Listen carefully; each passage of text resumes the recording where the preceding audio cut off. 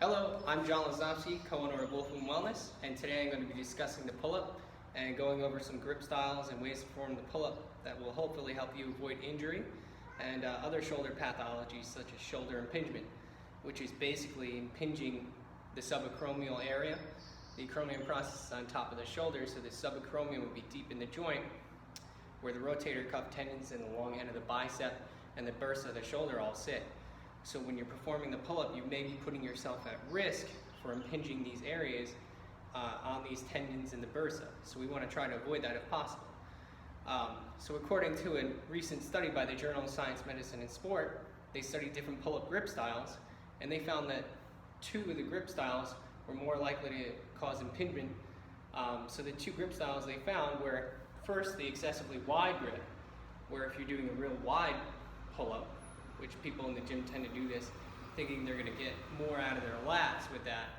It's not really the case. Your lats are going to fire pretty much regardless of position, so it's not going to get you wider lats doing a wider pull-up. What it is going to do is possibly put you more at risk for a shoulder injury or pathology.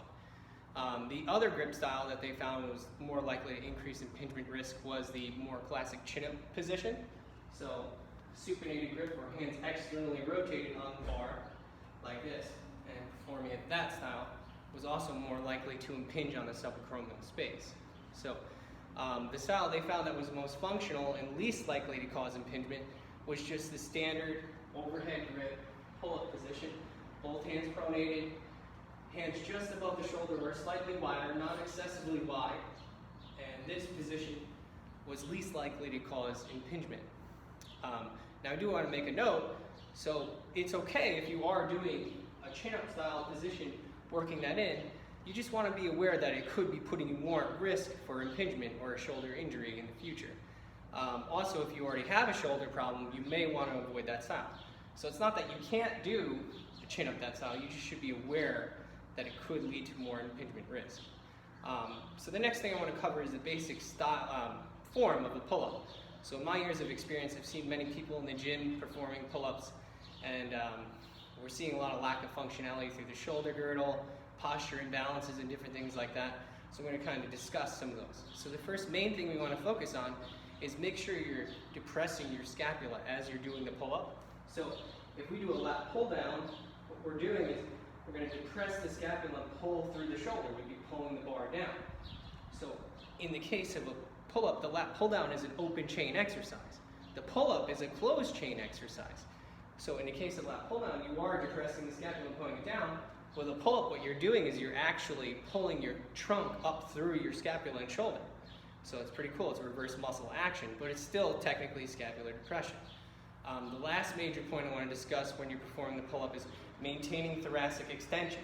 So a lot of people tend to round at the top when they're performing that pull-up. We're in the middle of a posture epidemic, so we do want to be careful and make sure we are maintaining good posture, that thoracic extension. So thoracic spine, this area, right about here, should be like T1 to about T12 here. This is what a flex spine would look like. This would be maintaining thoracic extension.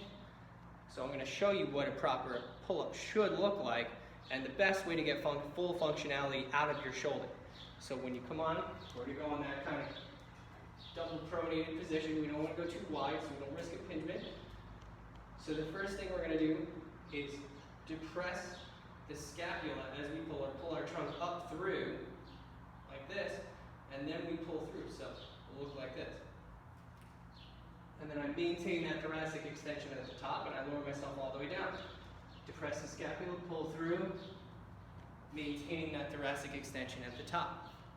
So we do want to make sure we're in good posture. Then we can focus on the breath work. So you can, if it's easy for you, if the pull-up's not too hard, you could technically inhale as you pull to the top. This may seem counterintuitive to what you're learning, but it would be better for opening up. It's better to pull, as we're pulling, it's better to breathe in, and as we push, it's better to exhale. So you could technically breathe in at the top if it feels comfortable. If not, if it's a struggle, you just kind of breathe wherever you feel comfortable. So again, one more time, we'll go through. Want to make sure we're depressing the scapula, pulling through, retracting, extending through. So one more time, look like this. And all the way down, depress the scapula, pull through. You want to make sure it's a smooth flow and it's not too choppy, so it shouldn't be broken up to press, pull. It should look smooth, nice and fluid all the way through. And hopefully you found these tips helpful and you'll be able to incorporate them into your gym or your fitness workout. Thanks for your time.